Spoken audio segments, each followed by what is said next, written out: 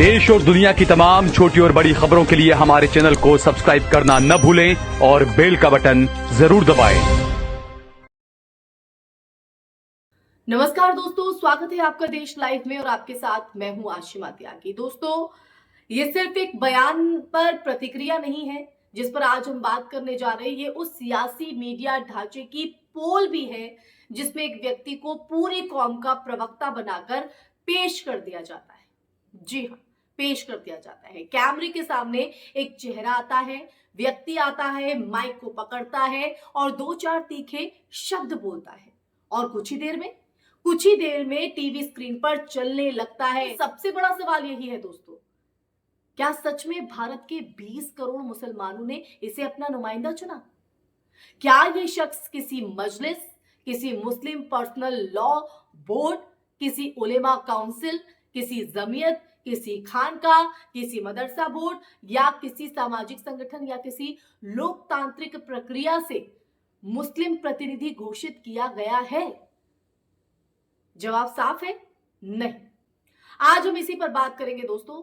चर्चा में आगे बढ़े उससे पहले आप लोगों से हमेशा की तरह अपील, इंसाफ की आवाज को बुलंद करने के लिए और सच्ची पत्रकारिता के लिए हमारा यानी देश लाइव का सहयोग करें। साथ ही डिस्क्रिप्शन में दिए गए बटन को दबा, ज्वाइन बटन को दबाकर आप हमसे यानी देश लाइव से सीधा जुड़ सकते हैं दोस्तों। और जिस व्यक्ति का मैंने जिक्र किया है, ये व्यक्ति मुस्लिम राष्ट्रीय मंच यानी MRM से जुड़ा बताया जाता है, जो संगठन वैचारिक रूप से RSS का सहयोगी मंच कहलाता है दोस्तों।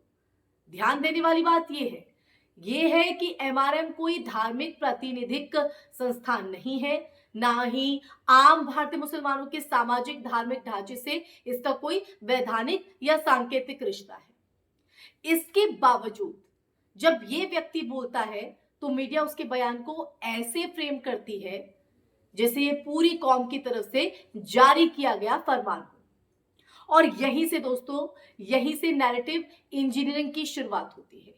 एक मन चाहे स्वर, एक सुविधाजनक चेहरे और एक पूर्व घोषित एजेंडा को समुदाय का स्टैंड घोषित कर दिया जाता है दोस्तों, और यही विडंबना है। लेकिन इन सब के बीच जो इसका सबसे खतरनाक पक्ष ये हो जाता है दोस्तों कि ऐसे बयान विश्लेषण की भाषा में नहीं, उत्तेजना की भाषा में दिए जाते हैं। बातचीत की जगह आरोप, समाधान की जगह उकसावा और अपील की जगह भड़काऊ शब्द जो हैं उनका चुनाव किया जाता है, उन्हें चुना जाता है। मीडिया को भी यही पसंद आता है क्योंकि संयम TRP नहीं देता है, गुस्सा देता है। लेकिन इसकी कीमत कौन चुकाता है? ये चेहरे तो AC स्टूडियो में बैठकर बोलकर निकल जाते हैं, पर डंके की चोट पर नुकसान नौजवान उठाते हैं। FIR, हिरासत, मुकदमा, करियर की तबाही, परिजनों की बदनामी और कई बार पूरी जिंदगी पर लगा अघोषित धब्बा। इतिहास गवाह है दोस्तों, जो लोग जोश में नारे लिखते हैं वो जेल की चौखट तक नहीं जाते। वहां वो जाते हैं जो भीड़ में खड़े साधारण युवा होते हैं, जिन्हें पता ही नहीं होता है कि वो भीड़ का हिस्सा क्यों है। भारत का मुसलमान कोई एक रंगी, एक ढली या एक आवाज वाला समुदाय नहीं है। यहाँ देवबंदी भी हैं, बरेलवी भी हैं, अहले हदीस भी हैं, सूफी भी हैं, आधुनिक भी, छात्र भी, मजदूर भी, प्रोफेशनल भी, महिलाएं भी, बुजुर्ग भी, यानी हर वर्ग।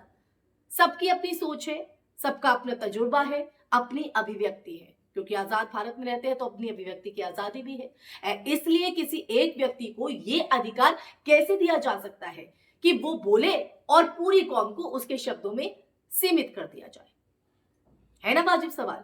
ये प्रक्रिया सिर्फ गलत नहीं, खतरनाक भी है दोस्तों, क्योंकि ये सामुदायिक विविधता को मिटाकर एक कृत्रिम और पूर्व निर्मित छवि पैदा करती है, जिसका उद्देश्य संवाद नहीं, ध्रुवीकरण होता है।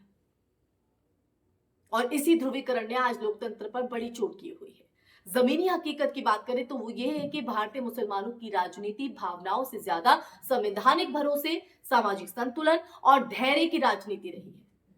भीड़ की मनोविज्ञान में धकेलने केमिकल बयान चाहे कितने भी फेंके जाए, समुदाय के बड़े हिस्से ने हमेशा टकराव के बजाय संयम चुना है। सबसे तेज आवाज अक्सर सबसे ज्यादा नुकसान लेकर आती है दोस्तों। इसलिए संदेश साफ है, जिसे समाज ने प्रतिनिधि नहीं बनाया उसकी बात को समाज का बयान मत बनाइए। मीडिया से भी उतनी ही साफ अपील है कि राय जरूर लीजिए, लेकिन टैग लगाकर मत बेचिए। अगर कोई व्यक्ति अपनी निजी राय बोले तो उसे पूरी कौम का बयान मत कहिए। और किसने ये अधिकार दिया है? क्योंकि ये पत्रकारिता नहीं है दोस्तों, धारणा निर्माण है। और धारणा अगर गलत बन जाए तो उसकी कीमत जो है वो कई पीढ़ियां चुकाती है, जिन्हें तो पता भी नहीं है। और आज की चर्चा के अंत में बात सिर्फ एक व्यक्ति, एक बयान की नहीं, बात दिशा की है दोस्तों। अगर दिशा गुस्सा है तो मंजिल बर्बादी, अगर दिशा भड़काऊ शोर है तो अंजाम सन्नाटा। है कि नहीं? आप क्या मानते हैं दोस्तों? क्योंकि जो इस वक्त नैरेटिव बनाया जा रहा है वो सीधे सीधे इस बात का इशारा करता है, दिशा भड़काऊ शोर है तो अंजाम सन्नाटा। और अगर दिशा समझ, संयम और जागरूकता है तो मंजिल वही होगी जहां से किसी भी साजिश, किसी भी नैरेटिव और किसी भी स्वघोषित ठेकेदार का खेल खत्म होता है दोस्तों। सत्य की पहचान और समाज की ताकत, यही है असलियत जिसे हमें समझना होगा। एक व्यक्ति पूरी कौम को बदनाम नहीं कर सकता है या पूरी कौम की आवाज नहीं हो सकता है, क्योंकि हिंदुओं में भी कई ऐसे लोग होंगे जो अपनी अलग राय, अपनी अलग सोच रखते होंगे। तो मुसलमान क्यों नहीं? एक मुसलमान व्यक्ति मंच पर खड़ा होकर अगर इस शब्दों का इस्तेमाल करे तो उसे पूरी कौम कैसे बदनाम हो सकती है? उस शब्द का बोझ पूरी कौम क्यों उठाए? आप क्या सोचते हैं दोस्तों? इसी के साथ इस चर्चा में फिलहाल के लिए बस इतना ही। ये चर्चा आपको कैसी लगी? और जिस तरह से एक व्यक्ति मंच पर खड़े होकर ऐसे तीखे स्वरों का इस्तेमाल करता है, तो क्या उससे पूरी कौम को सवालों के घेरे में ले लेना, उसको बदनाम कर देना, उसके खिलाफ एक ऐसा माहौल बना देना जिसकी उन्होंने कल्पना भी नहीं की होगी, जिसका उन्हें पता भी नहीं हुआ कि वो किस बोझ का जो है अपने सर पर उस बोझ को लिए बैठे हैं। तो कमेंट बॉक्स में कमेंट करके जरूर बताइएगा दोस्तों। और आप इस चर्चा को किस तरह से देखते हैं? आप मेरी बात से कितना इत्तेफाक रखते हैं? और ये वीडियो कैसी लगी वो भी कमेंट बॉक्स में जरूर बताइएगा। साथ ही इस वीडियो को ज्यादा से ज्यादा शेयर भी कीजिएगा, क्योंकि ऐसी सच्चाई सभी लोगों तक पहुंचनी चाहिए जिससे महरूम लोग रह जाते हैं।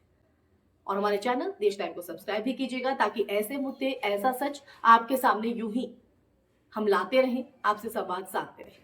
इसी के साथ आप लोगों से इजाजत लेना चाहूंगी, फिर हाजिर होंगी कैसे टॉपिक के साथ। तब तक के लिए अपना ख्याल रखिए। जय हिंद, जय भारत, नमस्कार।